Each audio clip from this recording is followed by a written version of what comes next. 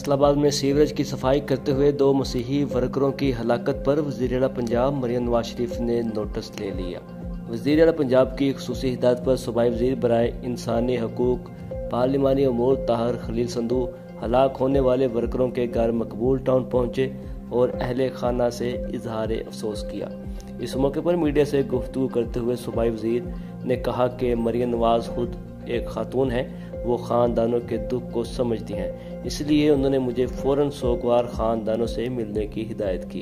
उन्होंने कहा कि अगरचे दोनों वर्कर आसफ मसीह और शान मसीह प्राइवेट काम कर रहे थे, ताहम उनके ख़ानदानों से दिली हमदर्दी रखते हैं। उनकी माली इमदाद भी की जाएगी। कबल अज़ीं डिप्टी कमिश्नर अब्दुल्ला नईर शेख ने भी दौरा और वाक़े पर अफसोस का इजहार किया।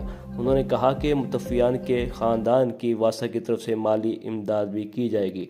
डिप्टी कमिश्नर ने बच्चों से भी इजहार हमदर्दी किया। बताया कि मार्की इंतज़ामिया की तरफ से ख़ानदानों को 27.5 लाख रुपये माली इमदाद फराहम कर दी गई है, जो दोनों ख़ानदानों को दी गई है। अगरचे दोनों मुतफ़ी वर्कर प्राइवेट तौर पर मार्की में सीवर लाइन्स की सफाई कर रहे थे, ताहम अफसोसनाक वाक़या पेश आया और दुखी ख़ानदानों को तनहा नहीं छोड़ेंगे। उनसे पहले मुस्लिम लीग नून के रहनुमाओं तलाल चौधरी, अरफान मन्नान ने भी सीवरेज हादसे में मरने वालों के घरों का दौरा किया और उनके घर वालों से इजहार हमदर्दी किया।